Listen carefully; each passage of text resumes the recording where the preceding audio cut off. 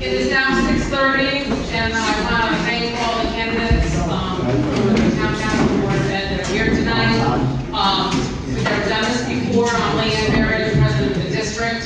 It was just a quick idea about 10 days ago, because we're having our semi-annual meeting, to maybe have the candidates come and we can do a little quick Q&A with them and get to know them a little better before we vote in November. So I'm going to turn this over to Carlo Brazzi, who's one of our district members, and then after we've got about, originally it was going to be about an hour, but we can go up until 8 o'clock, because then we do have to do our semi-annual meeting here. So I'm going to turn it over to Carlo, and he'll moderate and do an introduction. Thanks, Leanne. Okay, good evening. Again, thank you all for coming. Thank you to the candidates, and thank all the citizens who come to be a part of the Gales Ferry electoral process. I'm going to do some quick housekeeping and then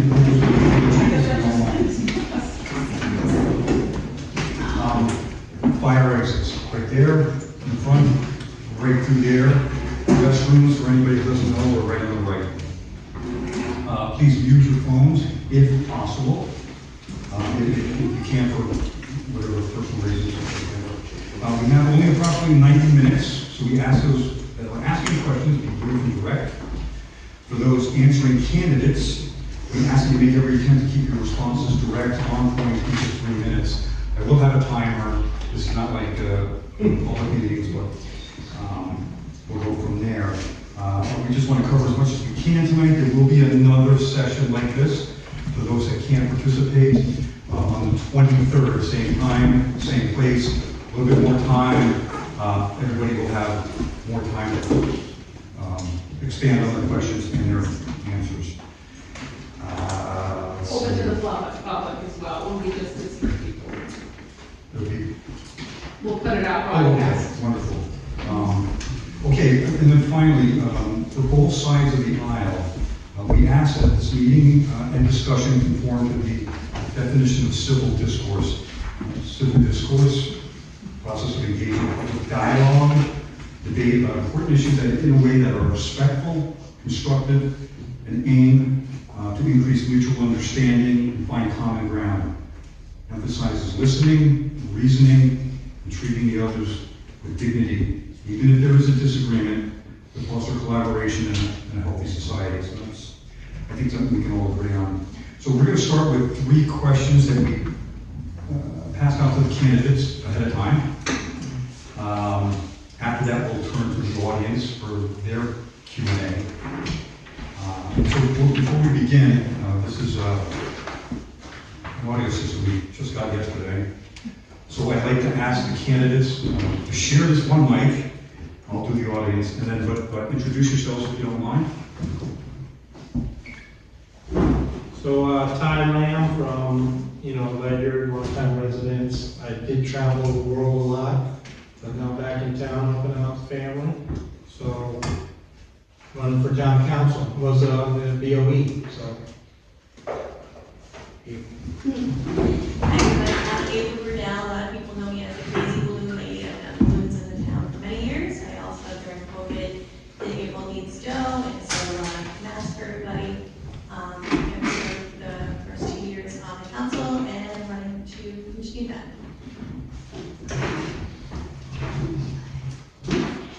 Hi, I'm Carmen Garcia-Rizzabi. This is my first term in the town council, and I'm running for the election. I've been living here in Gales Ferry, Birdland, since 2007, and I'm looking forward to hear your questions. Good evening, my name is Roby Barnes. I've been a resident of Ledyard since 2002, and it's great to be here. I will tell you though, it was with some emotion I walked into the building, and not because it's emotional being Gales Ferry. Linda Davis used to say that Gales Ferry is the capital of Ledyard. Several years ago, I had a chance to attend an event here. One of my son's friends, someone I coached in several sports in the days, took his life. And his celebration of life was here. So walking into that, I couldn't help but reminded of the tragedy. And so thank you for hosting this. I've been appointed since about February, March to fill a vacancy on the town council. And so I've never been elected. I'm hoping to be elected this time. I'd like the last 9 months enough to hopefully ask for your vote. And thanks for hosting tonight. Good evening, my name is Jessica Buell. I have been a Ledyard resident for about 8 years. The Navy brought us here, like it brings so many families to this community, and we loved it so much we decided we're never leaving. I am currently on the town council and hoping to be re-elected for a second term. Thank you. Good evening, my name is Tim Ryan. I'm running for my third term on town council.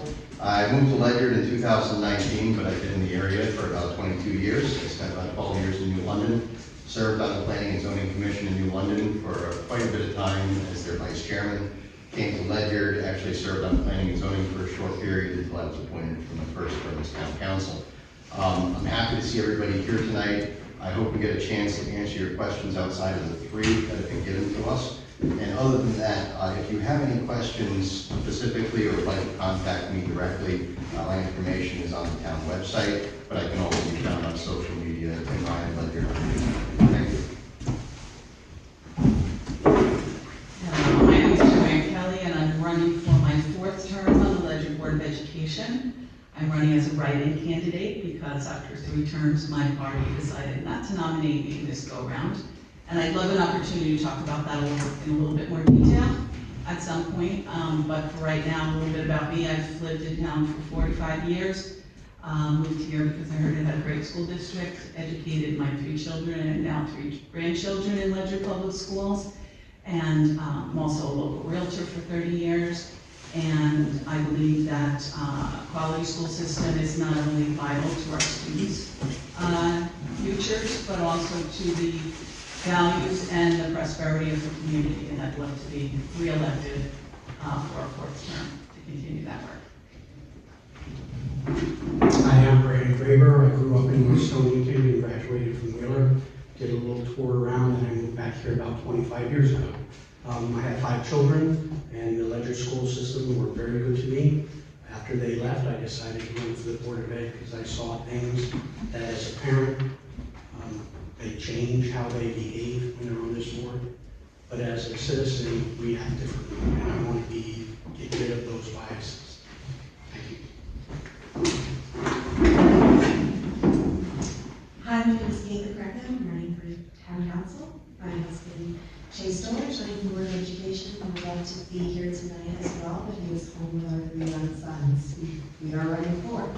We realized that we were not happy, but if you are going to continue something, you need to work to change it. So we would like to see significant change in our school district and in our town.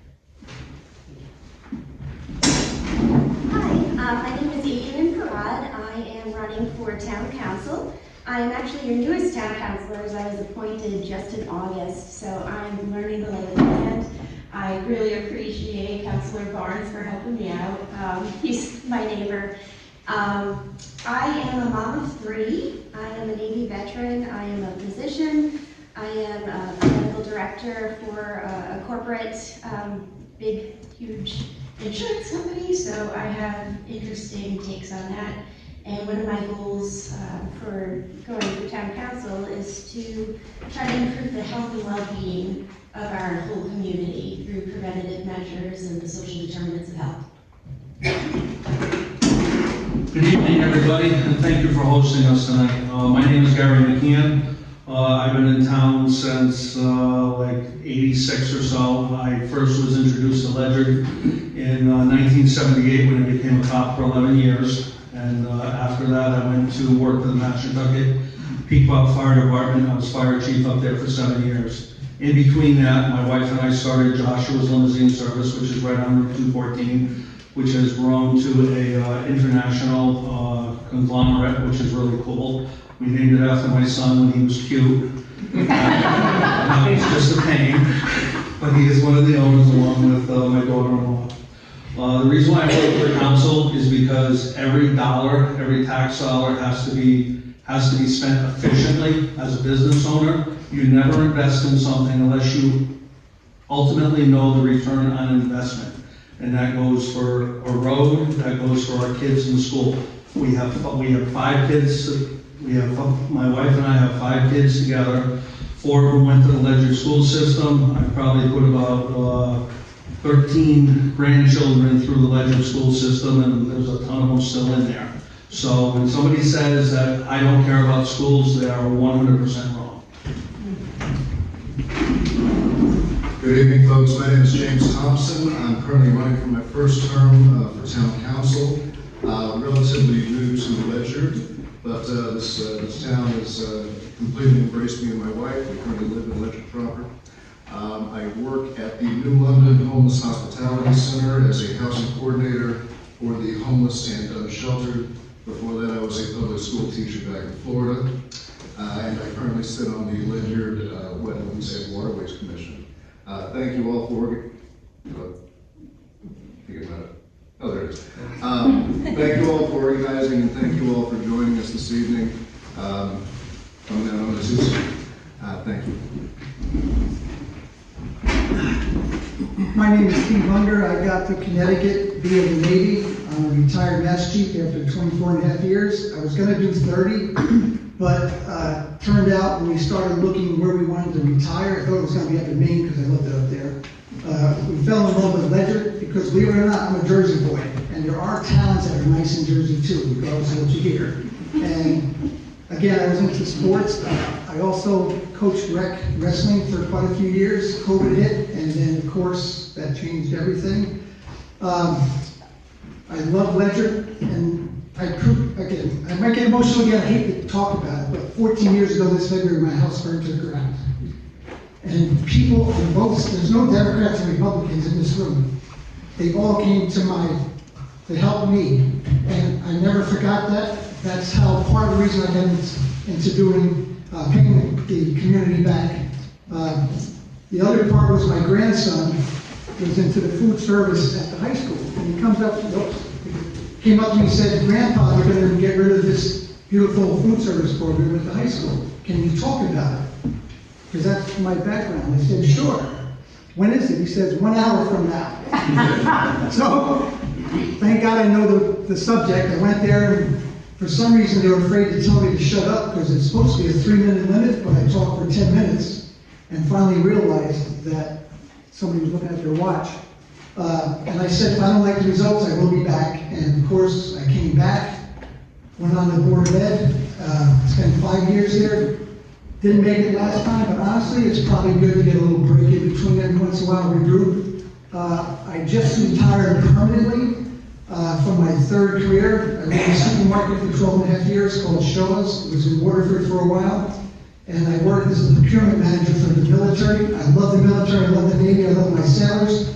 So I gave time to take care of them as long as I could. And being a classic car buff, the season was getting about halfway through, and I decided I needed to spend time doing that. It's a shame you said we couldn't fight, because Gary and I were here before this, and we were going to meet outside in the back. So now we can't. We can't. He was worried. Now we can't. Is it on DraftKings? Because I'll fix it back. Good evening, everyone. Thank you for hosting this evening. My name is Gary St. Bill. I am the current town council chair, and I'm seeking your vote for a 2nd term. So my wife and I came to Connecticut in 2003 from New York City, where I was born and raised. While we were here, we were raising our 3 children, 2 of whom graduated from Ledyard High School. I coached my kids in football and Pee Wee football. That was a great experience. I was there for my kids as they went through high school sports. And so this town means a lot to me. So much so that my daughter graduated college during COVID. And if we all remember, her graduation was non-existent. And so what the town did for my family and I was the police department, the fire department, and a long line of neighbors drove their car by and waved and congratulated my daughter. And it's because of that that I'm here. Because I said to myself, I'm not the type of person that can just take without giving back. And so I've been endowed by my Creator with some really great gifts. I'm a cold body, I would say, for this town, because I wasn't born and raised here. because I spent the majority of the first 20 years here focusing on a career in shipbuilding and now aerospace. But that positions me very well to ask some challenging questions.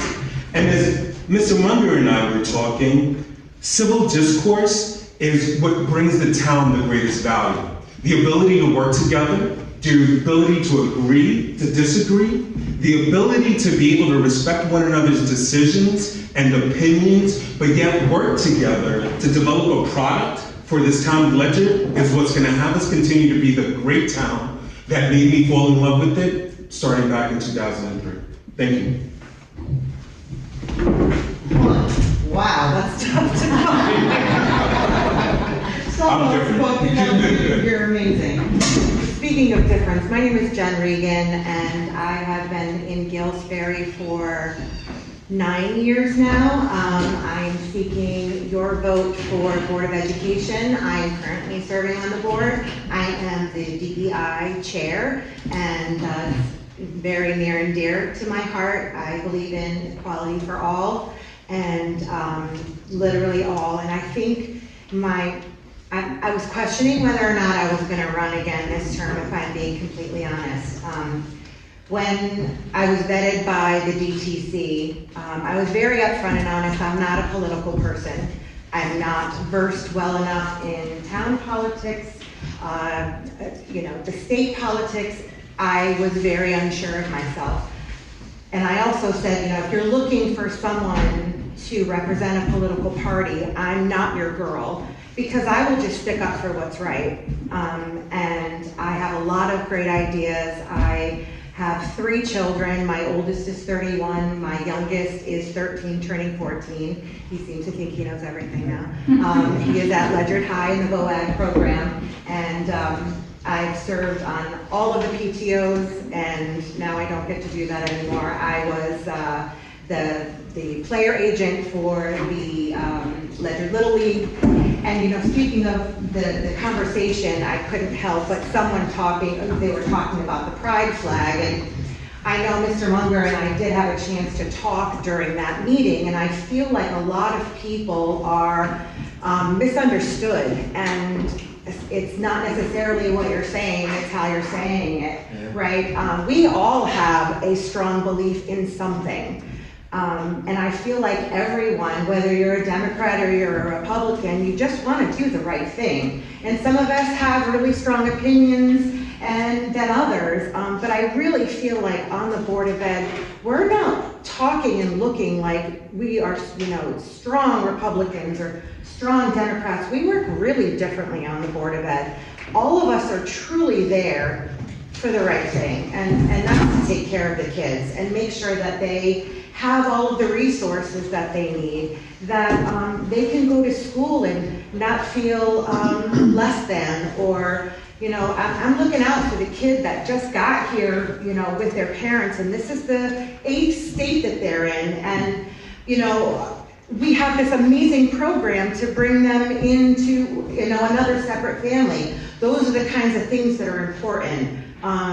Right now, we've got quite a big discussion with the Foxwoods tribe, and I feel like everybody is looking for the same thing, and we've gotten very nitpicky and mean and nasty, and I feel like we've lost the reason why we're all here. And I feel like everybody can get along. This town would just be incredible. So that's my 2 cents. I'm all about peace, love, and harmony, so I try. We also have another candidate. I love how parking was horrible, and I entered a little bit late. My name is Alex Fritsch. I didn't want to walk across the middle of the discussion. My name is Alex Fritsch. I was appointed to the Board of Ed in April. It was a vacant seat, and I threw my name in the hat, and I was selected out of 3 total candidates. I've been in the Ledyard area since 2019. I finished my 20 years in the Navy in 2023. I'm currently an engineer at Electric Oak. I've been more and more involved as the years go on. I coach my 2 kids in soccer and basketball. I lead the chess club at Gallup Hill. Really, I try to find places where my energy can be of use. And when I saw there was a vacant seat on the Board of Ed, that upset me, especially in the political climate today. I am not hyper-partisan. I'd say in 2008, I didn't care which president won. Both of those guys were honorable men. And I miss those days. But I've served on the policy committee. I'm a safety liaison, and I've noticed, just like Jen said, very good conversation is what needs to happen. Logical answers, effective solutions. I find myself disagreeing with the Democrats and agreeing with the Republicans on the board in equal measure, but we're all there for effective solutions. So, 20 years in the nuclear Navy, attention to detail, safety first mindset, working with people from all walks of life from all over the country, regardless of political persuasion. That's what I'm used to. And I'm going to bring that to the Board of Ed if you give me your vote. Thank you. Thank you so much. Thank you all enough for introducing yourselves, giving us all the insight. The turnout's fantastic. You're away from your families again. We thank you. Okay, so we're going to start with the first question. Now, the first question has been modified because as we reread it, we realized it just wasn't applicable or didn't make sense for the most part. So we adjusted it. I'll read it, and I ask whoever wants to answer it, pass the mic around, and we'll try and get through these three questions as best we can to go to the audience. So the first question. The town is currently facing several major development proposals, including the Cashman Quarry Act that is now in litigation, the proposed multifamily apartment complex on the farm in the historic district, and additional multifamily projects are being considered for the future in Ledyard. Now here's the change. Given that the town council is responsible for appointing members to key commissions, such as planning and zoning and inland and wetlands, whose decisions directly impact development in our community, how would you approach selecting and appointing individuals to these commissions, especially in light of the citizens' concerns regarding the current development proposals? Anyone? Are you looking for just town councilors, or? For anybody who wants to speak, I'm sorry, we have a couple mics, and I apologize for anyone who issues. Okay. Thank you.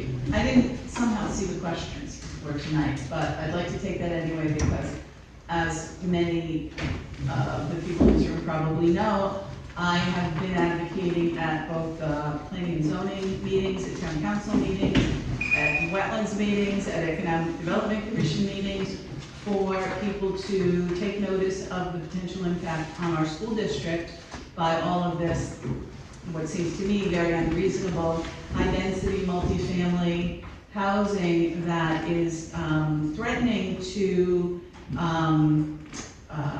our enrollment numbers at a time when our school buildings, 3 out of 4 of them are either at or nearing capacity at this time. So that's a big concern of mine, something I've been talking about for a long time. I compiled the data on the current 2-bedroom market unit apartments in town now and came up with the numbers that how many students those produce. I brought those to all these meetings, and at every meeting I get this blank stare. And I noticed that I saw recently in the newspaper that the town of Groton is starting to finally take a look at what's going to happen to the school district when all of these units of apartments are coming online down there. And we need to do the same. It needs to be part of the planning process to not be talking about the impact on enrollment, which is not just the $18,000 per student that we spend in our operating budget, but the cost of actually building new school infrastructure. So it has to be addressed at some level, in the planning stage, not when it's all decided. So I'm also on the board with her. In the 3 terms that I've been there, I've noticed that when things are happening in town, it's not always evident to the school. So she took a lot of my thunder, but access to the school, how are you going to get in and out of the school in an emergency situation? How are you going to get the infrastructure infrastructure, the electricity, the water, the sewage in and out of the school. Look at the environmental impact, you talk about the air quality. You know, are we going to have to put in different air intake systems to manage the dust that could be created? The volume of students, you know, it's going to increase. Where we need equipment, you already talked about that. But as different industries come in, sometimes the needs of that population that come to support those industries is also going to require special services for those type of people. So when you look at what is happening in the community, it directly affects the schools. And that's what we're looking out for, and we're trying to look 5 years out and 10 years out. What are we going to do? She talked about the new buildings. We're there right now. We need to start planning now. I'll take the mic. Yes, we're gonna have Jen help you with the mic. All right, so I stay on the clock. If you could reset me for 3 minutes, I'd appreciate it. So my wife and I, like I said, I'll tell you a really quick story. So I was born and raised in New York City, right? And I graduated college and I got a job at Electric Boat. And I didn't have an opportunity to come up and look for housing because I was working in New York before we got here. So my wife picked housing. And so I had this vision of what Southeast Connecticut was gonna look like. I was like, it's gonna be farms, it's gonna be prairie land, it's gonna be horses. I loved it. And so the first day we get here and I look at it, she got us an apartment in Nutmeg Hills in New London. And I said, there was absolutely nothing wrong with it, but it reminded me so much of New York. Nonetheless, I got here in 2003. In 2004, we moved into Ledyard, right? Because it was more of what I expected, and it's the reason why I'm here. So I'm sharing that because, for 2 reasons. Number one, I'm not against development. As a matter of fact, I was a part of the affordability plan. I was on the Planning and Zoning Commission when they developed the affordability plan. And a part of it is how you strategically grow the population within Ledyard. Because I think as great as Ledyard is, Ledyard also presents some opportunities for growth. The challenge is, where does that growth occur? Do you take a lot of land that can accommodate 1 or 2 houses because it doesn't have infrastructure, doesn't have water, and doesn't have sewer, and you put 50 on it? I don't think that's what growth is. I think that's the potential for issues. So the question as it was posed was, how do you ensure that that type of growth doesn't happen?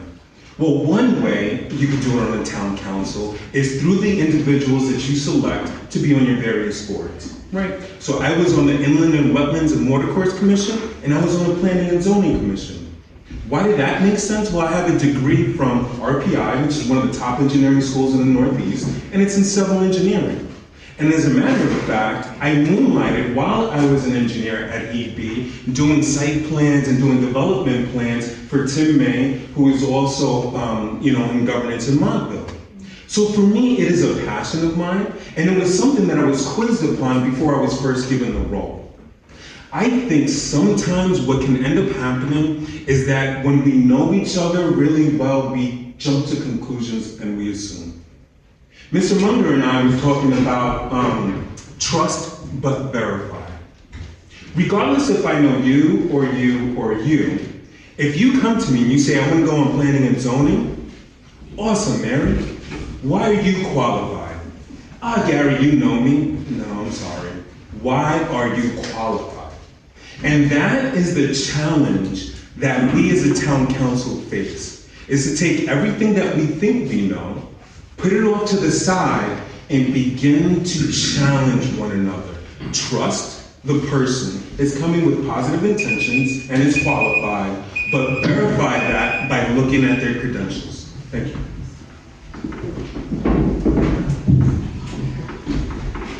Thank you.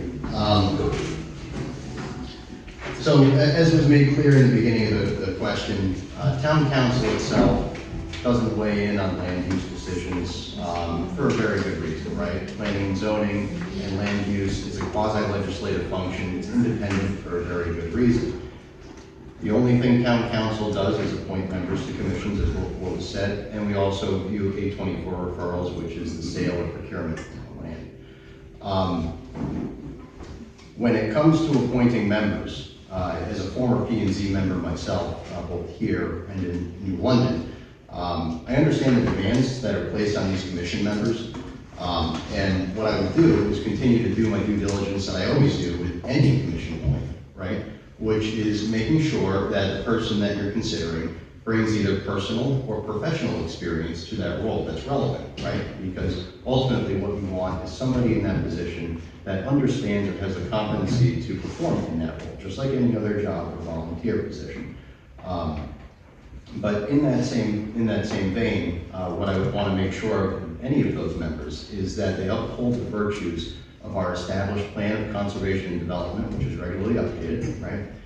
And they also pay attention to the various studies that we pay for, right? All these corridor studies, all these land use studies, all these economic studies that we pay attention to. They can't ignore those. Those are products that we pay for, and we pay for a good reason, is to have objective opinions on what might be the strategies we want to follow as a community. So when I look at people to establish for commissions, I try to make sure that they bring some value-added experience to the table, but also that they continue to have the best interests of Ledyard overall in mind. Thank you. I just want to say that I applaud you for consistently stealing the first 6 sentences out of my brain. This is a common theme that happens between us.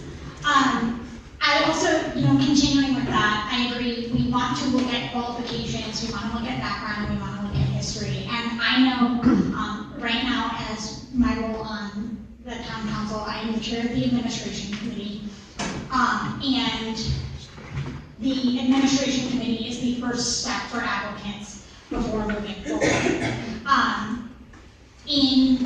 Several months ago, there was an applicant who was very qualified to be on the planning and zoning committee, who was not selected to move forward towards town council appointment because there had been conflicts of commentary made in statements about current applications that I felt would not allow that commissioner to serve in that role in that situation when I reviewed state statute.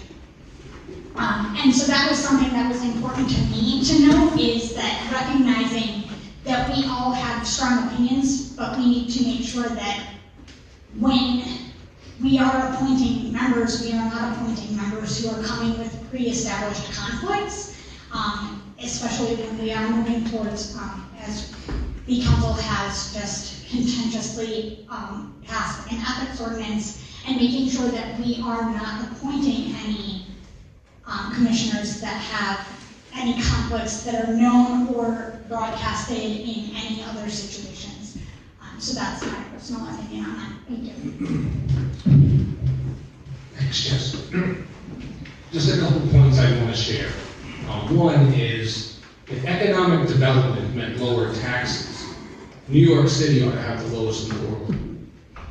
But they don't. Right? And so that's a reminder to me that as we think about our own economic growth, and whether it's providing the funding for the schools we wish to have, or whether it's improving roads, that economic viability of the town and the collection of tax revenue is very important. For me, I have a couple priorities as a moderate Republican. One is restoring balance to our local government. I think I can help with that. I try to. But there's 2 other priorities, and one relates to this. One is fiscally conservative by nature, and the third is around preserving the rural heritage that drew me to Ledyard in the first place. And I suspect that many in this room, being in the Gales Ferry Historic District, feel very much the same. So comments up till now, I agree with all of them. Make sure you have the best available people sitting on the boards to make the best possible decisions. But I'm reminded of a story that or an experience I had early in my professional career. It was when I was away in the military. We were providing service to a base in the DC area. And the person who I was dealing with was far senior to me, and he said, listen, all I want you to do is tell me how you charge for the service so that I can use those rules to my greatest advantage. And that's what every economic development company is thinking about when they look at Ledger. And in addition to having the right people, it's the town council's responsibility to ensure that our zoning regulations are appropriate.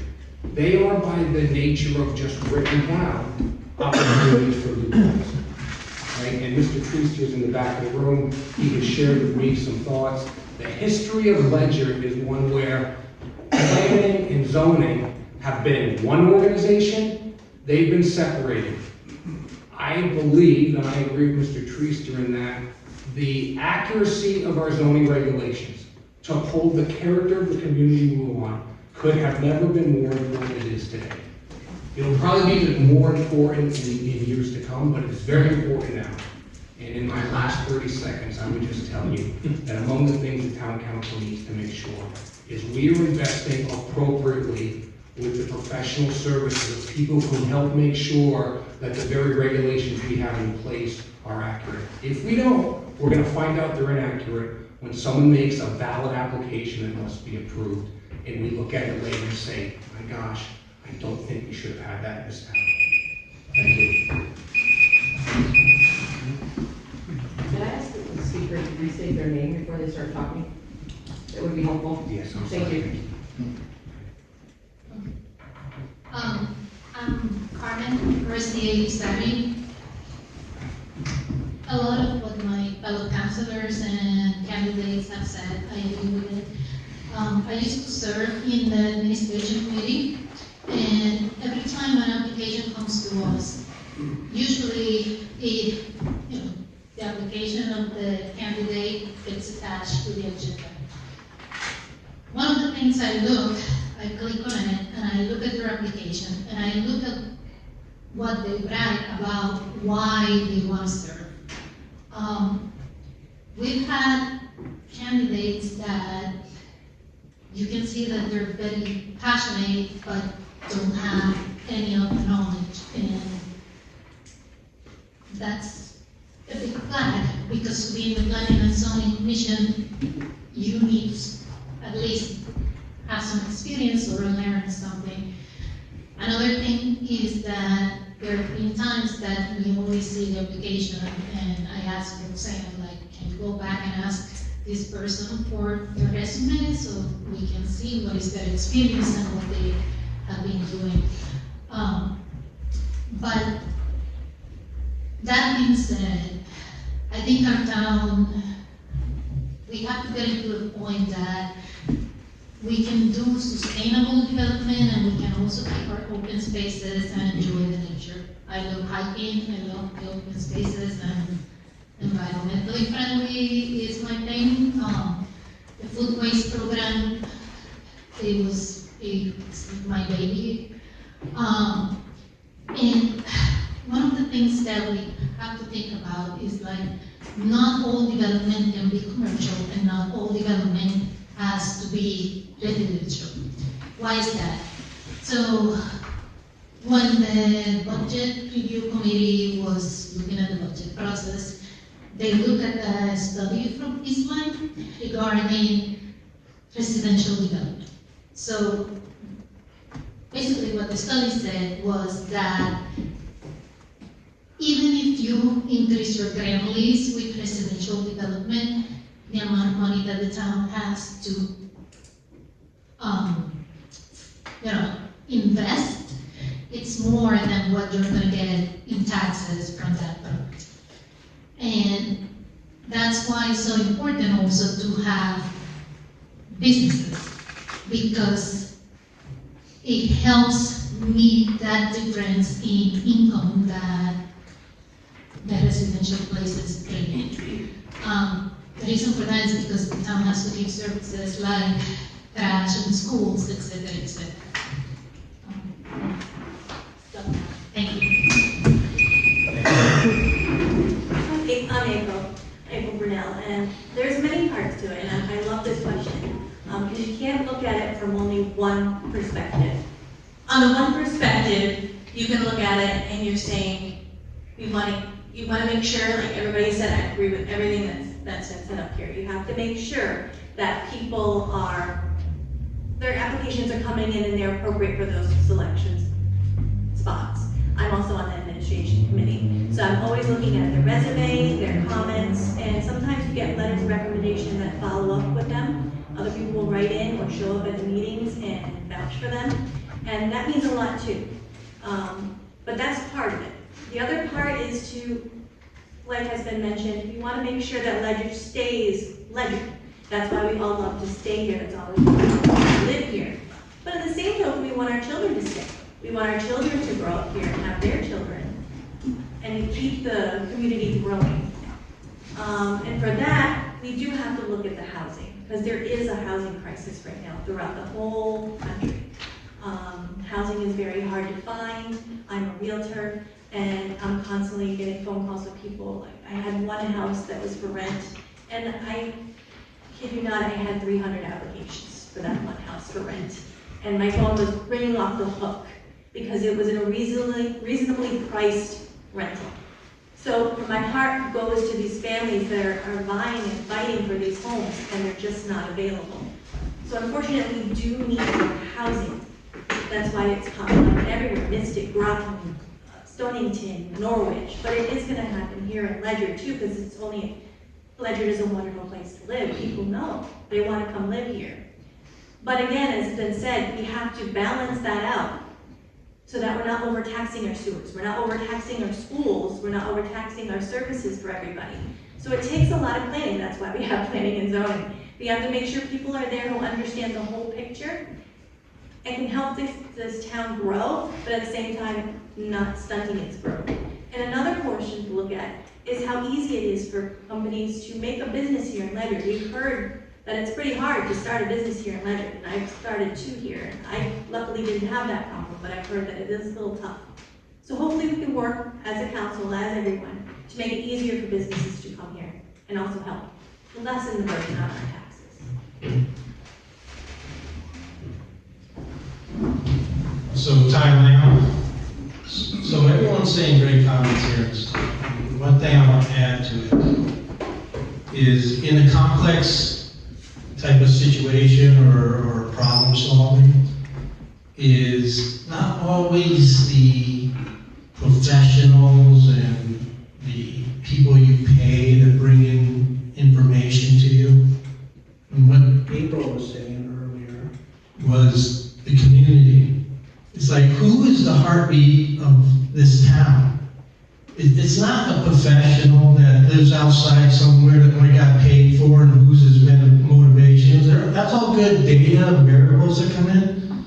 But in a situation like this, it's like my cousin that runs the agro committee, he has these combined groups of the beautification subcommittee, the agro committee, and all the committees meet like once a quarter. All that kind of information and the motivation of the people that actually live here in this town, that's where we need to get a diverse through the administration committee and onto these boards. Those are the people that live here. They're the ones that have to live with the decisions. So it's not always the one that has the beautiful resume, but it's the people that live here and is the heartbeat of Ledyard and Gales Ferry. So, and it's just like, I remember doing a very complex solution that's never been replicated in the world and only an American can do it. And it wasn't the doctors on the program and all the other people that did all those things. It was the gut feel of the people doing it that came up with the intuition that put the last solution together that made this system work. So I just want to add that, but there's a lot of valid information and input here. But like to April's comment, the community is where we got to search first, I think. Thank you very much. I know it's a tough question with a lot of diverse perspectives. Yeah, one more? Okay, there's one more, and then we want to move on to the next question. Good evening. Hello. Okay. Hi, Gary McKeon again.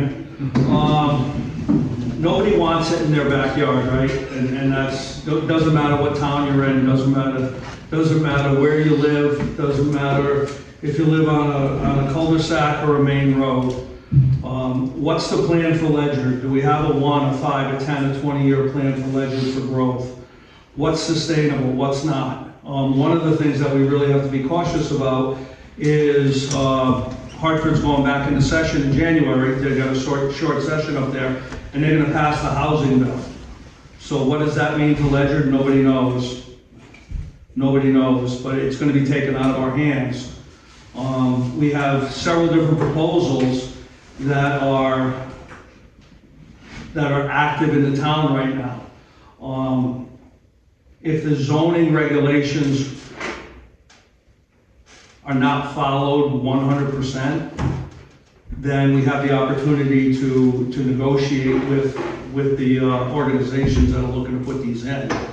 If they comply with everything and we don't like the zoning regulations, well, it's too late to change them, all right? Everything affects your neighborhood. It doesn't matter if it's here or up on the other side of town. When Foxwoods was being built, I had 2 miles of traffic in front of my house every single day. All right? Fortunately, it's not there anymore. But nobody likes it. But well, how do we sustain the family life that we have, that we built in the town of Ledyard, and keep the taxes low enough that we can afford and we're not pushing our neighbors out of this town? Those are questions. I don't have any answers.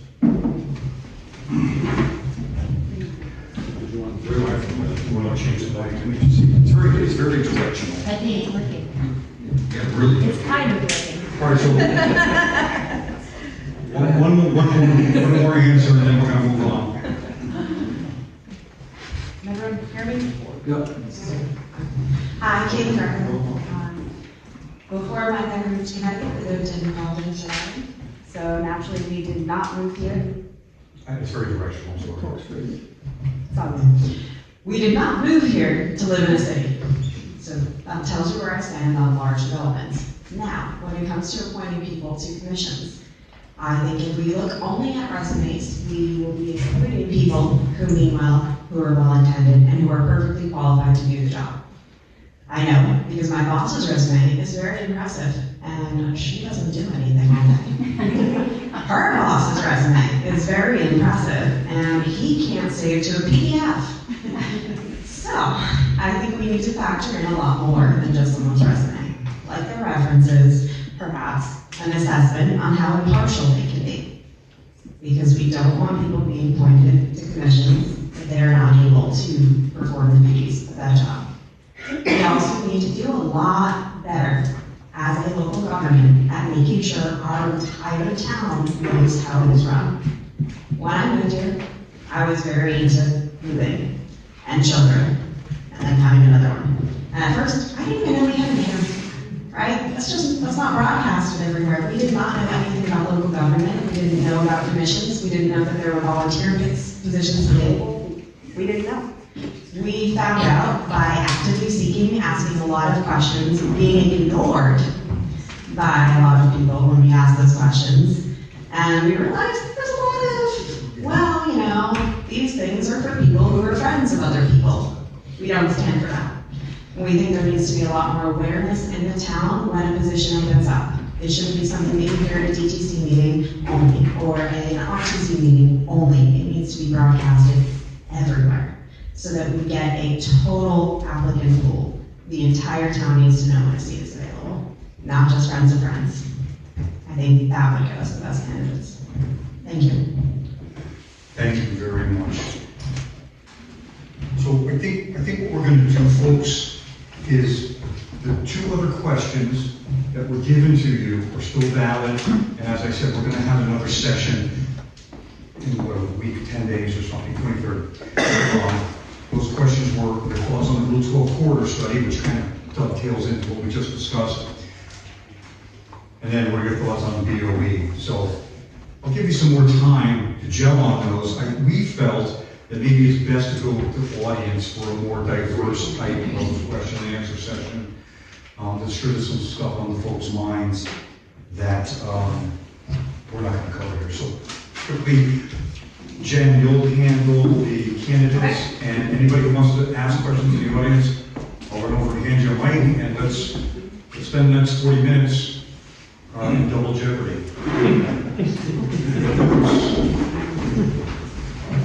State your name, please, again, you're as a citizen, and of course, you're as a candidate. Good evening, thanks for showing up. This is great. It's nice to meet you all. My name is Bruce Edwards. I live here in the village. I've been part of Ledyard since 1965. Ledyard graduate in 1970, my daughter 1990. I have a great love for this town, but at times I feel like a stranger. And I'm listening to everything that's being said up here, and it's in a perfect world, but it's not a perfect world. We have serious controversy in this town, and it has to be dealt with, it has to be negotiated. We have different problems. The quarry was a huge issue for more than 2.5 years. It's now in the courts. And we don't know how that's going to turn out, where it's going to end up. Currently, there's a controversy with the apartment building that's proposed right across from here. And I think that most of the area people recognize that there's zoning regulations that would allow that building to a certain extent, but the builder wants to exceed that extent. And in this process, I want to point out part of the controversy. An alleged act by town employees on private property, part of it Clewin, part of it Apollonia. They cut through a berm to drain the water out of the wetlands in that property. What this does is it changes the wetlands reading. My question is, and this is controversial, and I don't want to be part of a controversy, but I want the question answered. And it falls on all of you, particularly on the council, to find an answer. What is a town employees, what authorization put those people out there to affect wetlands in violation of inland wetland regulations without knowledge of the board of Apollonia? Okay, who authorized that? How is that done? We need to get the watchdogs out here, do it right. I shake because I'm uncomfortable about this. I've voted both sides of the aisle over many, many years, okay? It's not political bias, it's right and wrong. So let's get back on track, and I hope you can help with that. Thank you. Would like to answer an easy question. Thank you for coming, Bruce. You and I had a 25-minute conversation at your house. I think that was the second time I had the pleasure of meeting you. And you are extremely passionate about the Gales Ferry area and the zoning regulations and the wetlands. When I was building Joshua's, Sharenza was my excavation company, and he pushed over some fill into some wetlands, and the wetlands gentleman came down and started screaming at me. And after about 15 minutes of him screaming at me, I looked at him and I said, how can I fix this? And he looked at me. I said, I don't know what I did wrong. I didn't do it, but I take full responsibility. Okay? And we came to a resolution. So I'm not. You explained that to me earlier. I don't know what the Wetlands Commission has done with it. I don't know what planning and zoning has done with it. If somebody violated the wetlands regulations, we need to investigate that. So, and I don't know what the power of the town council is, if they have the authority to put the pressure on the wetlands. But right, like you said, right is right and wrong is wrong, and it's pretty easy.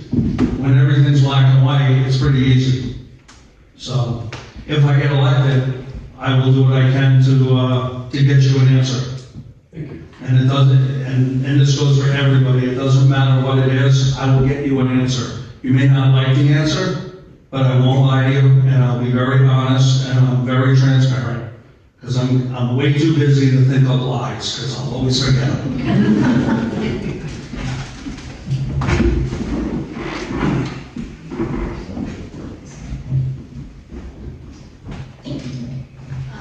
Hi, Mr. Edwards. Carmen, First City Senate. I don't have an answer to your question. I'll be honest, this is the first time that I hear about that problem. And I would like to encourage you and anyone else that knows what's going on to email the mayor and to email the town council, and also to email the chair of the Inland and Wetlands and Planning and Zoning. It's, even if town council doesn't have any jurisdiction, I mean, in my case, I like to know what's going on in my town. So, please, as soon as you can send us an email, we explain exactly what is happening and any evidence that you have. It has been submitted to Inland Wetlands. Okay, thank you. With photographic evidence. When did that occur, sir? I can't give you the dates, but 2 if you months go or to- 2 years? Yeah. I can answer that, Thanks, Bobby Larson, Harvard Chairs. Been here since 1969. I spoke to Wetlands last week, and actually I presented them a picture book and a narration that explains what has been going on. If you'd like, I can pass it around. Please.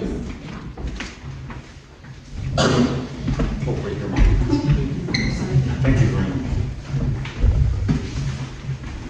So I'm just a grandson of an old farmer. And if this came up, it's like, well, you know, I'm on the BOE, but I know people in the town. I'm just gonna go to the mayor and ask why the town people down there and let him explain it. It seems like a very direct, old way of doing things. Is like, let's go get the answer. So the people on the town council, you guys can go right to the mayor and just say, why was Maslin or his team down here doing whatever, and if it's legit, it's legit. If it isn't, we got the answer. It seems pretty straightforward, so that's what I'll do. I'll just call him tomorrow.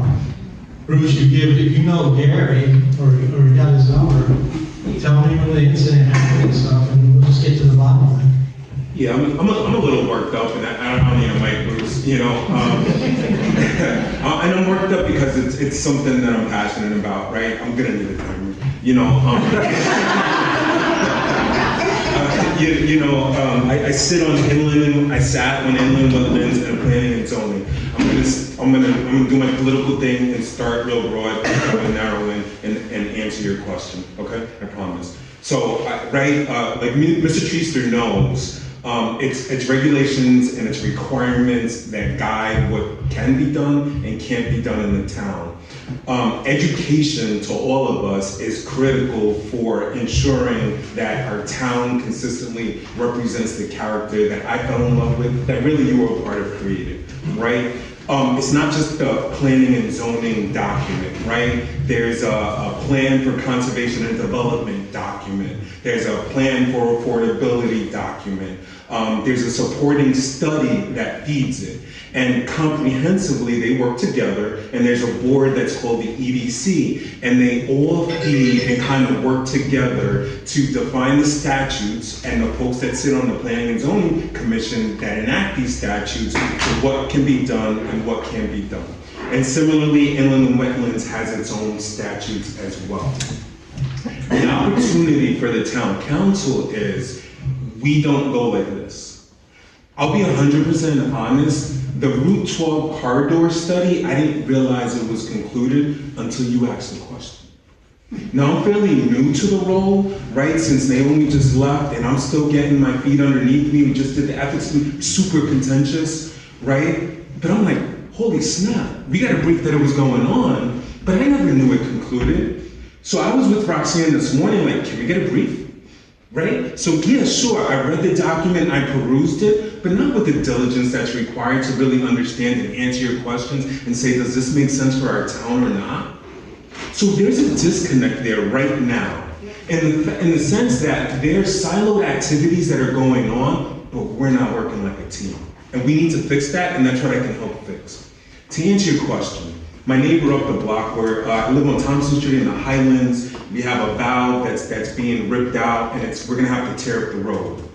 Yo, what the heck is going on? When is this road gonna be torn up? Is this road gonna be torn up? My neighbor asked me, such that we're gonna be left with a dirt and gravel road, and we're gonna be going through mud, all winter long.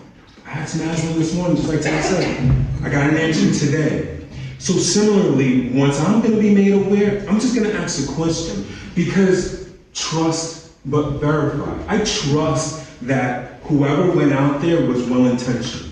I have sat on inland and wetlands where a town resident, unbeknownst to them, encroached on the 100-foot setback for watercourses. It does happen, and it does happen by accident.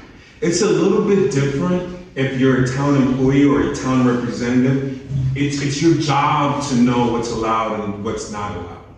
So let's trust but verify. I have to trust that our town is operating in accordance with processes and procedures. I kind of have to give our mayor and our town the benefit of the doubt. However, I'm going to present the facts that say, if there's something going on, prove to me that it's not what this document presents. And that's what it's all about. I'm not afraid to do it. All right? Thank you. Thank you. Thanks very much. Another question from the audience, please. I won't do that. That's great. I've said this, let me back up. I've said this before. I come from a town that is very well run, had a lot of dedicated people who really work to keep the town as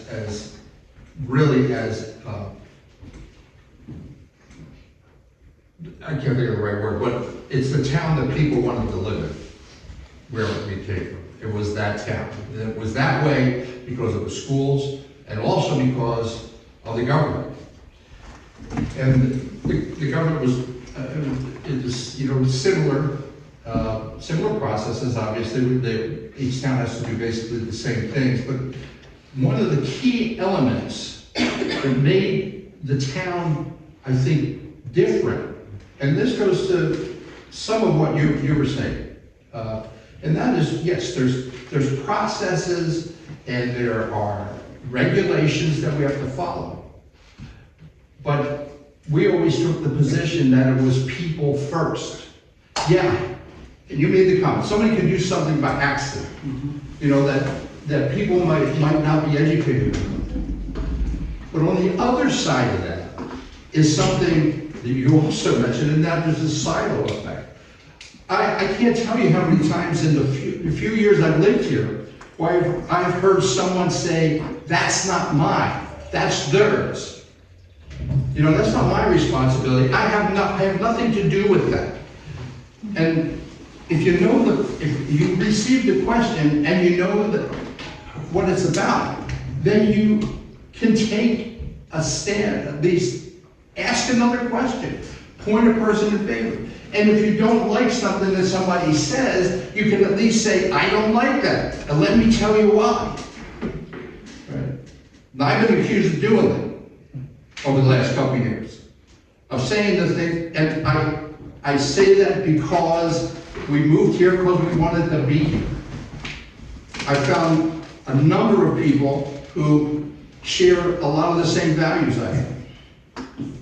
There's a number of people who see the world in a similar way that I do. And it's all because we live in this environment here that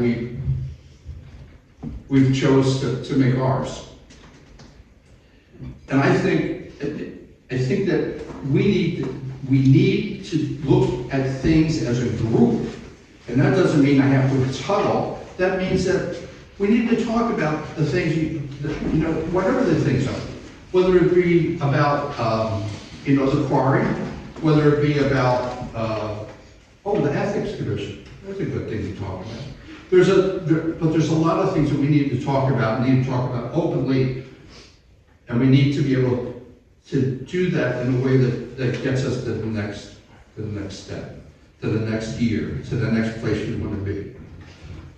But here's really what I want to leave with you, or ask you. In the few elections I've been here, everyone has said generally how they approach things, how they want to do things, how they want to help the town. I haven't heard anybody say to me, I'm asking for this position, I'll do my best for the town, and here's the one thing that's on top of mind with me, I think it's the most important thing that we need to do for this town in the next term.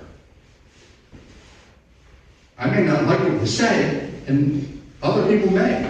I may love it. But the point is, I want to know, like we're saying, people go to the committee and they're going to have a good resume, but, who knows?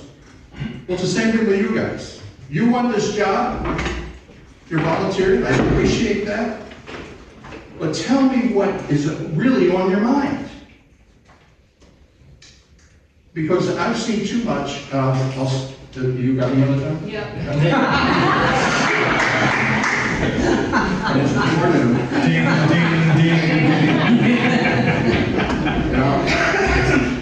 Yeah, it's tough for me to shout out. But I've seen too many times in the town council, and in some of the commissions, in the BOE, although I haven't been in these recently, in some of these, but I will say to you that too many times I've seen this kind of, unwillingness to really present a point, or, taking what I think is the easy way out and letting somebody else say it, or let somebody else, whatever they do, that's okay, No, I think you guys need to do whatever it does. Mr. Treaster, he puts himself out there all the time. He does. And I think, well, quite frankly, I think what happened, we won't get into the details, but I don't think people listen to him or take him seriously enough. And don't challenge him enough to find out what he's really thinking. And I think we just need to do more of that as a town council. Thank you. I like that. Okay, let's start right down. I'm April, and I love Mr. Treaster. We have a lot of conversations. What I stand for and what I'm rerunning for is community. I am chair of the Community Relations Committee for DEI. I'm on the Administration Committee as well. I am here for the community. That's why I ran, for the community. I've always been about the community. I knock on doors all year round, different times when I have time, and ask people, what's important to you? Do you have any questions? Do you have anything that's really bugging you? Let me know. I encourage anyone, come to the town councils, write to the town council, come to the Community Relations Committee. Let us hear you. That's what's important to me. I want to hear what's bothering you, what you like, what you don't like, what you want to see happen. If you have questions, that's why I'm here. And also as part of the Community Relations Committee, we also started a program where we're getting little snippets of what each different department in the town is doing, and they're putting them up on the town website. So if you don't understand what this department does, or you don't understand what that department does, they have their little snippets, kind of like a little video of this is what this community does, this is what this department does, this is what that department does. Because I do feel we need to understand what's going on in our community, in our town, who's doing what, and how are they doing it. So the reason I'm running is basically to help give back to the community that I love. And great question as always. So anyways, timeline. Parent rights over states, pushing down to the BOE. getting rid of this 3-minute rule at the BOE, let the people talk. The other thing I've been pushing, getting out to the parents and the PTOs and getting them over to the BOE, getting the students back onto the BOE. That was a win we got this year. Getting parents, teachers, and things involved at the BOE. Those are all things I've done. The other thing was a big one, letting any student in Ledyard be on the clubs. I took that as a long-term thing because with the current BOE said no. I went to the RTC and said, let's make this a platform item. And in the candidates we recruited, all but one are very heavily for that. Another thing that we've been pushing. The other thing is this, figuring out what is needed, and specifications of our buildings and whatnot, and the whole process through the PMBC into funding into a punch out.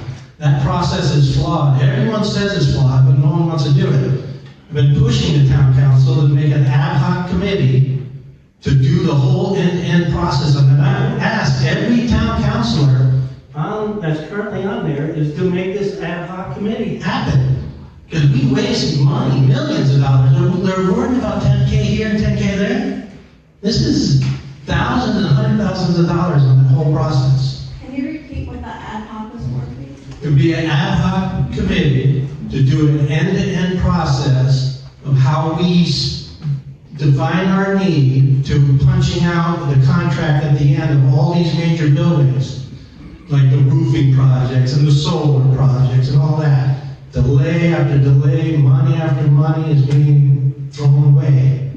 That money could be piled right back into the school system and do things that we could actually do for them. The other thing, talking to Karen, who's a tri-town sales people, we're thinking of, and we've been talking about it earlier, the whole thing about making community, making people want this to be their hometown, generation after generation after generation. People want to stay here, make this their hometown. They're the ones that are going to be invested in this town. They're the ones going to solve our solutions, solve our problems and stuff. So I've been putting this out all the time, and getting no's, but it doesn't mean we're going to stop trying to do what's right for the town. So that's a little tidbit of some of the things I'm doing. I'm Alex Fritsch. I'm on the Board of Ed running for re-election. My number one thing is safety. Safety all day, every day. It's nice to be in meetings talking about curriculum changes, to talk about the cost of an air conditioning unit for the Julian Long School. But if our kids don't get back home in one piece, none of it mattered. All right? There was an evacuation at the Gallup Hill School last February. The kids were outside in 20-degree weather for 40 minutes. Parents were not texted. They had no idea where their kids were. The safety communication broke down. They now have blankets. I spent 8 hours 2 weekends ago reviewing safety plans for our school district. I came up with 5 pages worth of comments about it doesn't meet my standard. All right, Jay Hartling, he said, oh, but it meets the state standard. They've never given us comments. I don't care. It doesn't meet my standard.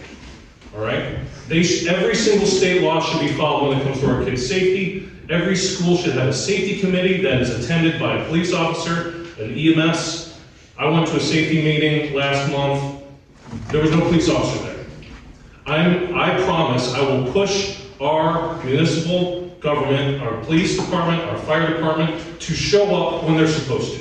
I'm going to ask Jay Hartling so many questions he gets sick of me to make sure that our safety requirements are met. And I've been doing that since I've been on the board in April. Thank you. Thanks very much. Anybody else? We'll take it online and then we're going to try to get the audience questions.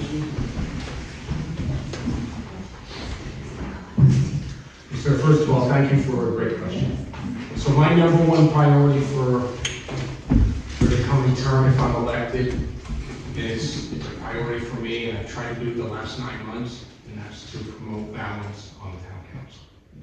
Whether it's the budget, the ethics commission, maybe 2 pointed examples of maybe a lack of cooperation on town council. I'm going to share 2 numbers with you, 6 and 3. In my mind, those 2 numbers, regardless of the party, represent the worst possible outcome for the town. Because it means is even if the majority party, you can convince one person that the view of the minority party is worth entertaining, it doesn't matter.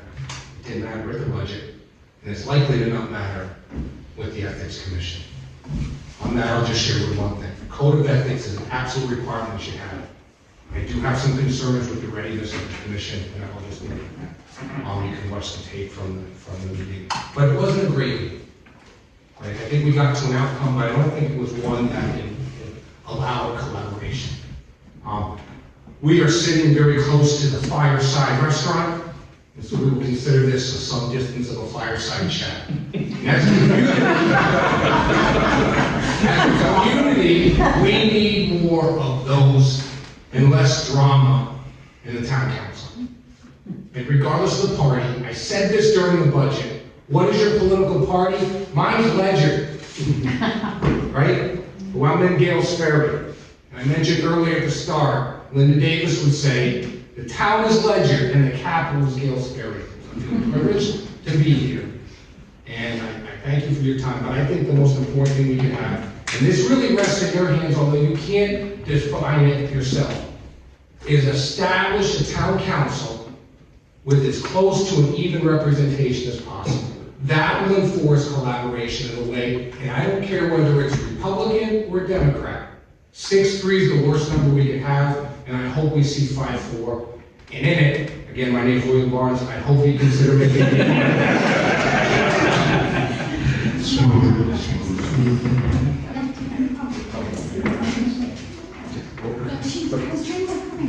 All right. See, we're collaborating. What angle? There we go. My name is Jessica Buell again, for those who don't know me. I'm gonna just talk really loudly. My number one priority in the next term, and it was probably my number one priority in my first term, is to continue to seek outside revenue sources for the town of Ledger. We cannot depend on our residential taxpayers to pay the entire tax burden for our town, and we cannot continue to cut services until we have nothing, just so we can afford to live here. That's not a solution, and it's not a path going forward. And if you look through the state budget, you can see millions of dollars to Norwich, to Montville, to neighboring towns in our communities over the past decades, because their representatives, their senators, and their councils have advocated for them in a way that we have not. And our voice is not heard in Hartford as much as it should be. We are advocated for with the COG, who is also representing 13 other towns. That does not speak for Ledger as a whole. Ledger was hit harder by the veterans tax exemption than any other town in the state. We should be knocking on the door of Hartford every day saying, we care about our veterans and we support this, but we need help. This hurt us. We are genuinely struggling, and our kids don't deserve to pay the price for us to take care of our community. That's not the answer. The answer is that the state is absolutely going to help several other towns in the next budget year, and they won't help us if we don't speak up. And they're not speaking up, and that's my goal. We should not be letting grant applications go unapplied for. We should not be letting capital projects deteriorate and get delayed and delayed because we don't have the staff to apply for a grant. And we should not be turning away from asking Hartford for help every single budget cycle to make sure our voice is heard in Ledger. Thank you. Who's next, please? You're going in line. Take the opportunity. Take it. Hi everyone, Carmen again. So there's two priorities that I have. One is very similar to Councilor Buell, and it's trying to find more outside revenue grants. And we can't, like she said, we can't keep relying on taxpayers, and we need to grow our revenue income in other forms. Another thing that I want to really work on, and it's to try to bring the town council and the DOE to collaborate more together. One of the things that I found really hard when I started this whole process, when I started town council, is that it's like the DOE is its own town, and the town of Laker is its own town. And basically, there was like no collaboration between the two of them. And it was painful at the beginning. I think it's real important, especially when it comes to the budget, that town council understands what the BOE is requesting and why is it requested. A lot of times, we don't have the power to say, hey, you cannot fund this. The only thing that we can do is tell them, like, you guys stick to this budget and try to fund things with that budget. But at the same time, I don't feel like it's right for us to say, oh, you gotta cut $500,000 and have no idea how they're gonna do with that. If I wanna say, please cut 500,000, I wanna say that with confidence that services and teachers and paraprofessionals and the most important things are not going to get cut. We really need to bring both the BOE and town council to do more. I'll give some kudos to Mr. Lamb. He actually brought the idea of having quarterly meetings between the finance committee of the town council and the finance committee of the BOE. That's a great start. But there's more that we have to do. And that's what I really want to get. Because at the end of the day, it's going to benefit not just the school kids, but all the taxpayers and all the residents if we can work better together and understand each other much better. And understand that we all are all part of the same town. For some reason, our budget is like the BOE side, the town side, but the money still comes from the same place. So that's it. Thank you. All right, thank you, Tim Ryan. First, I'd just like to start off by saying that I do take Eric very seriously. I take Eric very seriously, and when he shows up to a meeting and he doesn't talk, I get disappointed. And I usually go up to him afterwards and say, what are you doing here? Because it's very uncharacteristic of him to show up in a meeting and not talk. But that being said, your question was, why? Why do I want this? And why have I wanted it for the last 2 terms? And it's quite simple for me. I want to make Ledyard a better place. I'm here with my 2 kids. We live here, and we've been here since 2019. We moved here for a reason, and that was because we loved what we saw, right? We loved the community. We loved the atmosphere, the environment. It was conducive to bringing up a family. I'd like to maintain that. Period. Full stop. When it comes to what my priorities are, and actually I want to address something you said, which was not my responsibility. 22 years working at Ledyard Cove, I have never said that once, and I have not said that in this job. If somebody comes to me and has a question that either I don't know how to answer, I shouldn't answer, or can't answer, or whatever have you, I take the opportunity and I direct them to who can provide that answer. It's that simple. If you don't know the material, you know somebody who does, create that pathway. It's as simple as that. One of my big priorities the last 2 terms, as some people might know from seeing my social media posts and stuff like that, is the budget, right? I pay attention to the budget quite deeply, quite closely. I've been on the finance committee the last 2 terms. Within the scope of that, I have tried to weed out the nuances of the budget process, and I even chaired the committee to review the budget process previously. When we came up with the recommendations for coming out of that committee, one of those, as Carmen was alluding to, was better BOE and council collaboration. And to me, that's one of the single best things that we can do in order to make the budget sustainable and also less of a throw over the wall approach, is what I viewed it as when I first came into my first term as council. So I believe that's one of the things that I would like to work on this next term is better collaboration with BOE and council. The other thing is awareness, right? Public awareness for operations within budget, right? Public awareness for the details of why certain decisions were made. And if anybody's read my social media posts, what I try to do is make sure people understand all the details and not just the sound bites. Thank you. Does anybody else want to make a comment? We'll get a few minutes left. I haven't said much, I'd really like to say something. You may not hear me. Introduce yourself.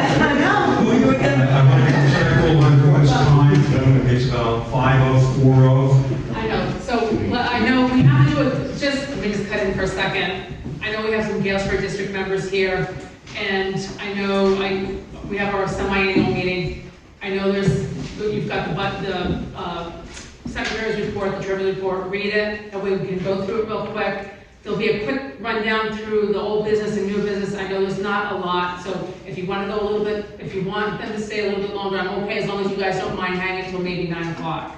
I'm guessing so I just want to just check with everybody here. I'm willing to go a few minutes longer to get the rest of the group here that hasn't had a chance to speak if you want to hear what they have to say.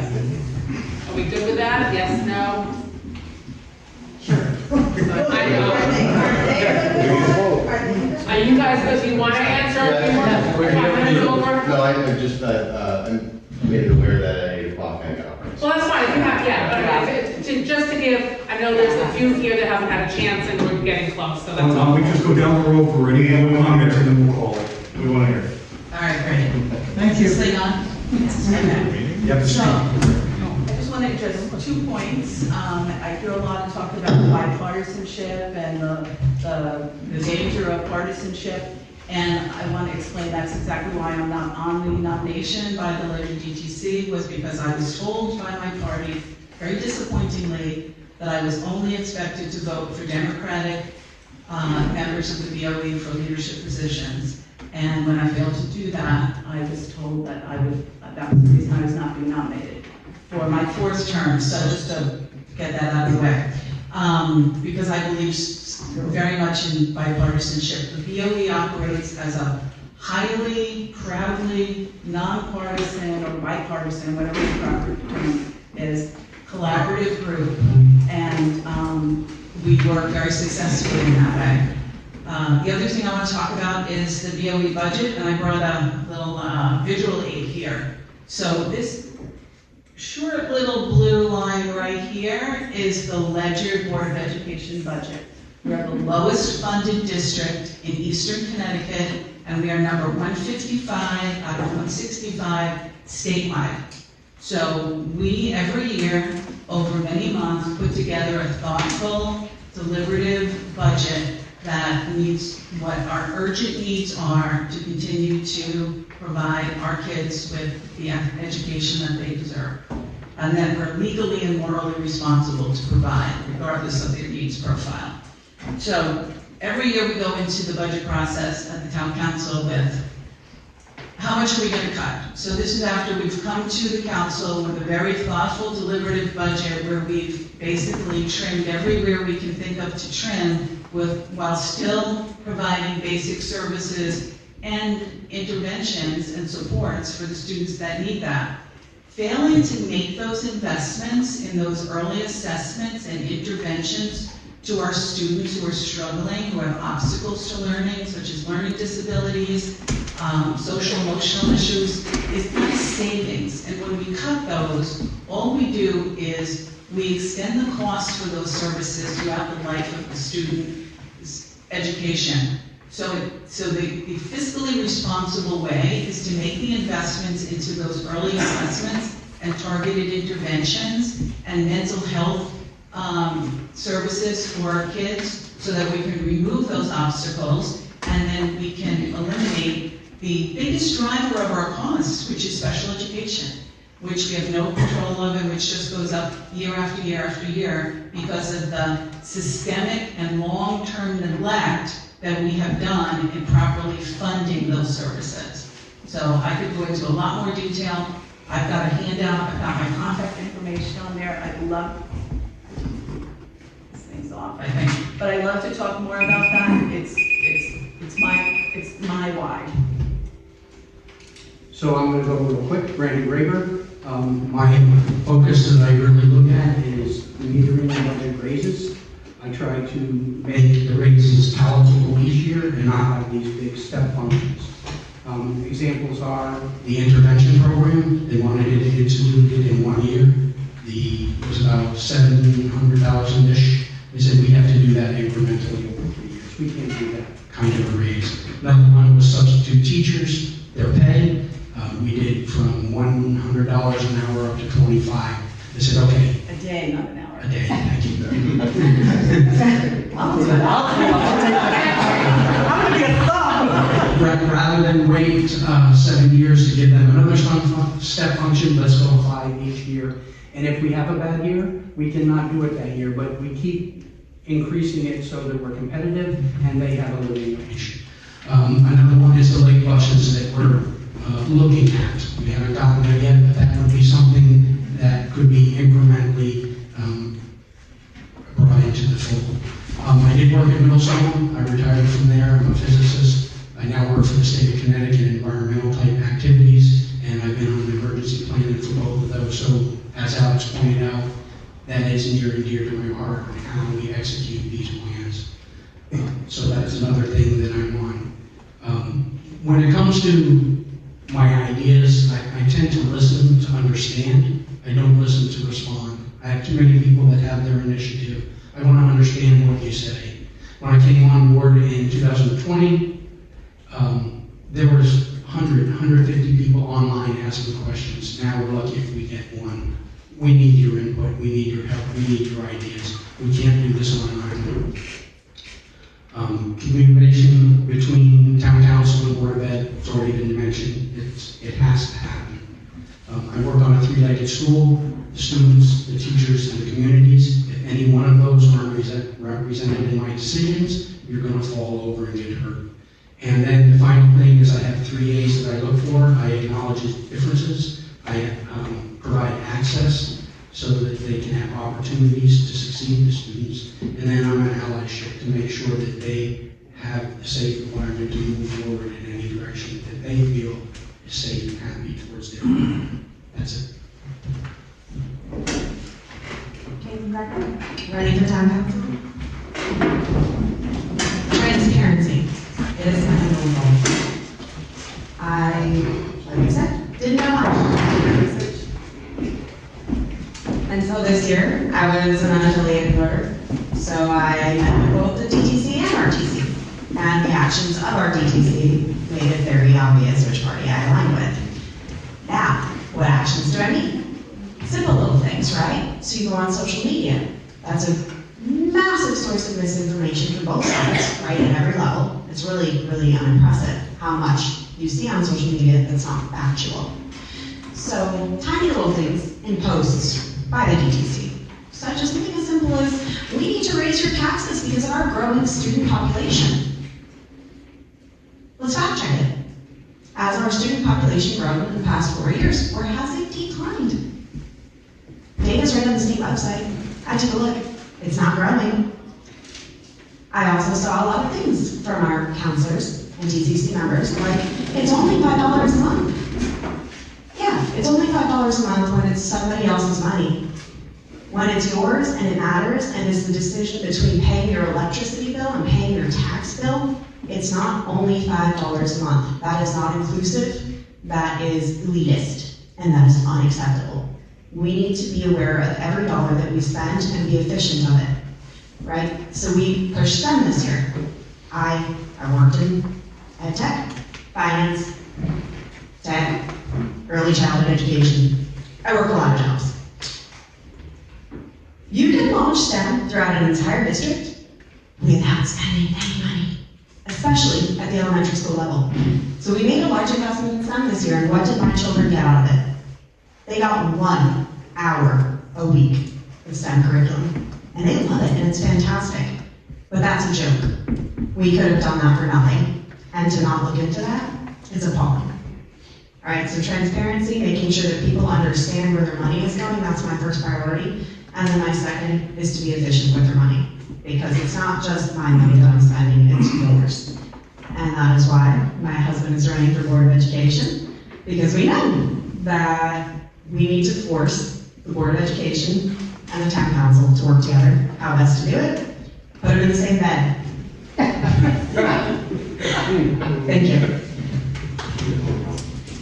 Hi, I'm Adrienne Parad, going for Town Council, and I come in from a different perspective. As a healthcare professional, I look at things in a different way.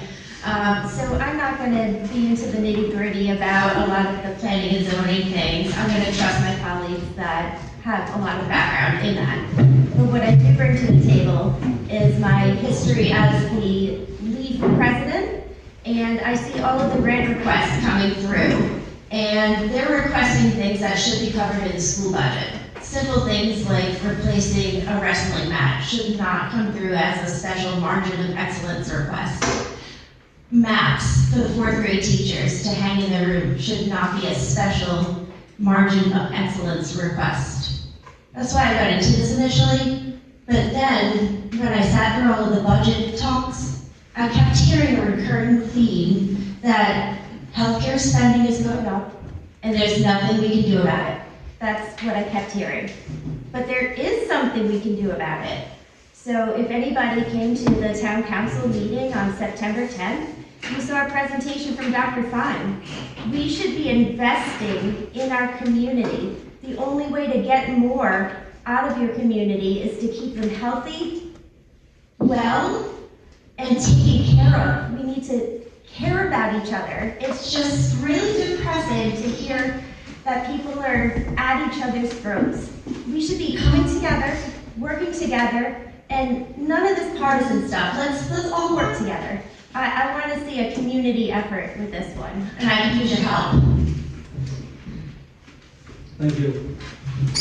Gary McCann, I am running for town council. Full disclosure, there's a lot of people in this room that know me, and there's a lot of people that don't. I actually live on the Mashantucket Pequot Reservation. My late wife was a Hayward. Okay, so I've been tied to both communities for a very, very, very long time. I love Ledyard. I own a house in Ledyard. My daughter lives in it. We set up our business in Ledyard. One of the issues that I see is that we don't collaborate with our neighbors. And I spoke to the mayor about this, and he said he makes phone calls and did not return. When I get on council, I don't need to make a phone call. I'm going up to the chairman's office. I will sit in there and collaborate for the town. Okay, we have two absolutely amazing, we have the Mashantucket Pequot Tribal Nation and the town of Ledyard. Okay, they have resources that we could only dream of. All right, anything within 10 miles of the reservation, they can get a grant for. So if we need to rebuild roads, they can sign off on it. They're not going to get the grant. We'll have to get the grant. They will sign off on it, and it'll go through the Bureau of Indian Affairs. That's one point, and that's why I'm running for council. The second point is the hostility within the town, the Board of Education, and the schools for the tribal kids, which upsets the entire school system. Okay. There's been talk back and forth. A lot of the kids get sent to private schools. My son, for 2 years at the high school, went to St. Thomas More, and but he wanted to come back to Ledyard because that's where his friends were, and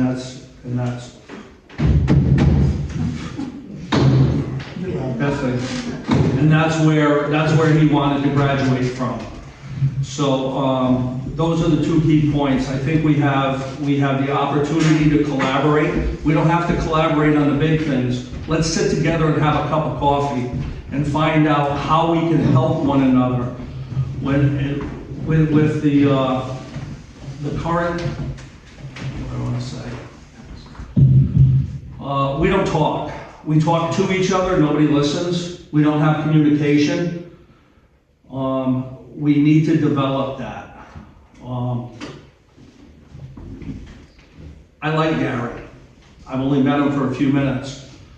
Eventually, we'll figure out something that we can do together, okay? It's not the big things. Let's start with the little things. Let's start with the simple things that can unite an entire community on both sides, all right? I don't care if you're Republican and Democrat, and when I was interviewed for this position, they asked me, what happens if you don't agree with what we're gonna do? I said, I'll tell you in private what my thoughts are, and I'll vote the way I'm gonna vote. The town of Ledyard comes first. My grandkids come first. My great-grandchildren, not yet, by the way. My great-grandchildren will come first, okay? And the taxpayers in this town will come first, every time. Thank you. Thank you. Would you like to make some Yes, comments? please. Not necessary. Hi guys, James Thompson, running for town council. Hey, good to see you. You're looking great, I promise. I certainly do have my priorities. My priorities are very much rooted in my background and my experience. I have a master's in public policy and administration with a concentration in environmental policy, planning, and management. That's one of the things that got me on the inland wetlands and water courses commission. For several years I worked for the Mississippi Department of Environmental Quality in littoral safety, dam safety. I was also a legislative liaison. I got my position on the commission, I think in part because of my experience and my expertise in the field. So the environment is one of the biggest priorities for me. I did my graduate thesis on municipal sustainability, green cities, clean economies. One thing that I found through my research, and forgive me if this is unpopular, but I do believe in expertise. I do believe in looking at data, looking at statistics, looking at the research, finding people who know how to convey this. Nothing wrong with vibes. Believe me, vibes are great. I'm not going to make a policy decision on a vibe check, though. I think that's a little irresponsible. So sustainability is certainly on the top of my list. I'm a former public school teacher. I taught for 5.5 years in Florida. Very different atmosphere than Connecticut. There's a reason I no longer live in Florida. Like a lot of folks here, I'm not from Ledyard. I chose to be here. My wife and I both did. And that is one of the reasons that I'm running.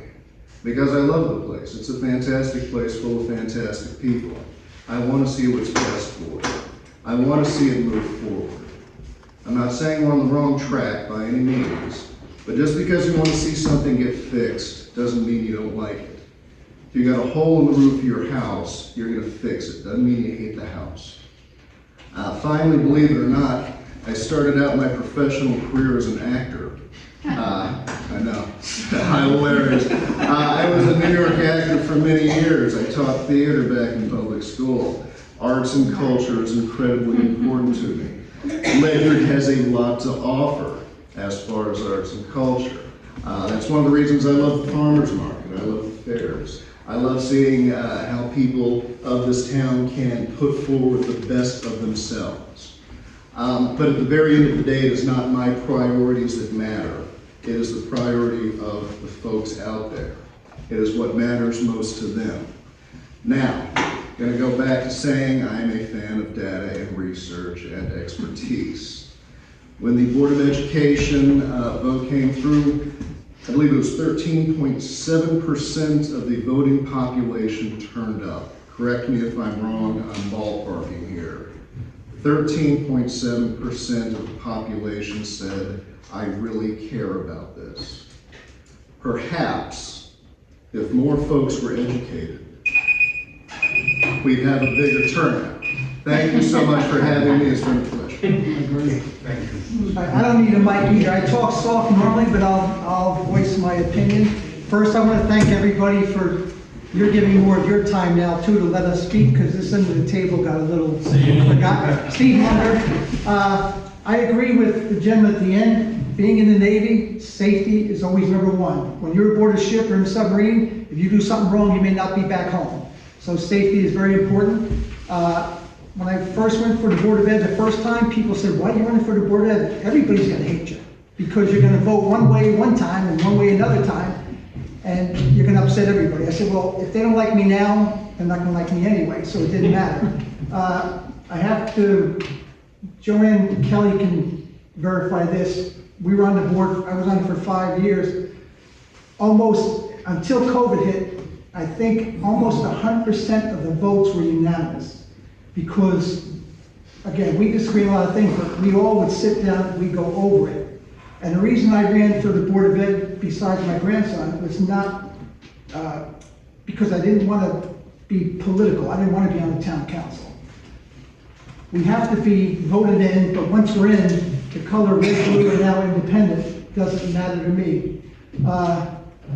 The second, to refresh your memory, you said nobody said what their priority was. At our Republican forum we had, I said I have one initial goal to start with. First of all, we're going to take care of the kids. But when I was on the Board of Ed, I fought to have every kid in Legend, like Ty Lamb said. It all started with a kid named Malik, Mr. Allison, and I found out that he can't be on the robotics because they just didn't let him. The state allows athletics, football, stuff like that. If you go to a magnet school somewhere else, you can play football. The state says that. I said, well, did they say we can't have a kid who maybe is not an athlete? Well, no. So I said, well, why don't we let kids who are in magnet school and stuff be able to be with their friends? That's pretty bad when kids can't be with their friends because they're not athletic. I fought for that, and I really thought it was going to pass. My last time on the board, my last meeting, I really thought it was good enough to pass.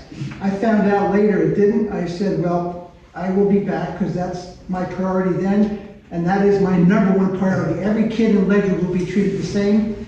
I coached wrestling in Japan in high school. I coached here. Kids are very important. I was a counselor at Camp for Underprivileged Kids. And my last thing will be, we're going to talk about getting along. We can talk about getting along all we want to. I was at a meeting when Ms. Carmen down there said something I really didn't like. I mean, it was really bad. I won't say what it was. I don't think she meant it. So what did I do? Did I just no, I went up to her after the meeting. I said, Carmen, I didn't like what you said. And that wasn't 3 minutes yet. Okay. What? Sorry. But anyway, everybody here, before I go to every meeting at Town Council, I thank every person here, regardless of what they are, and nobody's gonna believe this one. I actually got a hug from Jessica Buell when we were selling tickets for the Ledger car show. So it works. It was free. If we Car can show get was free, there were no tickets. If we can get she had flyers. Should just make you pay. She had flyers. The thing is, we were really opposite, and we actually hugged each other, and hopefully that maintains. You can't just talk about it, you gotta make it happen. You do, and Mr. Munger, I gotta admit, as I sat on the town council, my name is Gary St. Bill, town council chair. He does conduct himself as he's expressing right now. And I'll tell you this much, follow your gut. There are things that you've heard this evening that have been honest and transparent and trust people to be who they are. One thing that I find is that when I sat on inland and wetlands, when I sat on planning and zoning, I didn't know who was a Republican and who was Democrat. My goal is, as I sit on the town council, it shouldn't matter who's a Republican and who's a Democrat, right? We discussed the Ethics Commission. I started out by giving everybody their time to speak and to say their opinion, whether we agreed or we disagreed. To get to your question, why? I'm a grandparent, and I had to pull up a picture because no one would believe me. This is Enzo, and he is 3 years old. We're gonna have his birthday party this week. Feel free to come over and enjoy. I don't have a lot. This jacket is pretty nice. It's Tommy Hilfiger. I wear it every event that I go to. This watch is a wedding gift. These shoes I wear everywhere I go. The only investment I have outside of my 401k is my home. So what I'm getting at is I don't have a lot. I didn't invest a lot monetarily. I gave a lot of my time. And so for me, how do I get a return? The gig is up. How do I get a return on my biggest investment? by having a premier school system is the way that I've seen it done in New York City. If you have a premier school system, families, people that are likely or of a higher likelihood to share in the values that we have will gravitate towards this environment. They'll want to be here. Not the people that can't choose where they want to go. The people that can choose where they want to go are going to want to come. So how are we going to get there? Well, number one, and I understand that people are not going to disagree, and you promised me you're going to throw stones, but it's the Ethics Commission. If you go listen to Kramer on a TV show and he starts advocating for his stock, he's going to tell you, he's going to say, I own that stock. I think that we should do that as well. Right? You should know, I should be transparent with you with what I have and what I don't have. If it's truly just volunteerism, and then I have no problem with it. Number two, like it said, I'm so disappointed to hear that an individual's forced to vote in one direction or another. That's sad, that's unfortunate. I haven't experienced it, but I believe that it is true. And so the only thing that I have to say is, going forward, if you trust but verify and you don't take it personally, that means if I don't agree with Mr. Munger, that doesn't mean that he's stupid, that doesn't mean that he doesn't know what he's talking about, it doesn't mean that it means that we disagree. But I do this little trick where in my brain I try to tell myself his argument. What is Mr. Munger trying to tell me? And so going forward, pay attention to how we behave, pay attention to how we act. That's going to be all you want to know when you vote. This is starting now. Jen Regan, how's everybody doing? I like Mr. Munger said, we kind of got forgotten over at the table. Anyhow, I have a lot going on in my head right now, and mostly because the things that I wanted to talk about, mostly everybody kind of touched upon each one of those things. I live in Gales Ferry. I live right on Mill Cove Road across the street from Erickson Park. And I love it here. And I love it here because everyone that I've encountered has been kind. And that's one thing that I instill in my children, is that they can be anything they want, but be kind, because kindness can go a long way. And my mom heart really felt for Miss Dorr. I can feel your pain as a mom, and you're not happy, you're angry, and you have every right to be, because It's Greco. Greco. Oh, my bad. I know your husband. You have every right to be. We should be transparent. Like, we should know where our money's going. There shouldn't be any question about that. I also agree that, we live in a society right now that's really, really scary for our kids. We don't want to see the adults fighting. We need equality in this town. I feel like the people that you vote for will do what their expertise allows them to do, right? Inland wetland, that's not my jam, okay? That's just not. We have a lot of children that have individual educational plans that cost money. It's an IEP. We're required to provide for these children. That comes at a cost. It's a big one. And I know my daughter is autistic.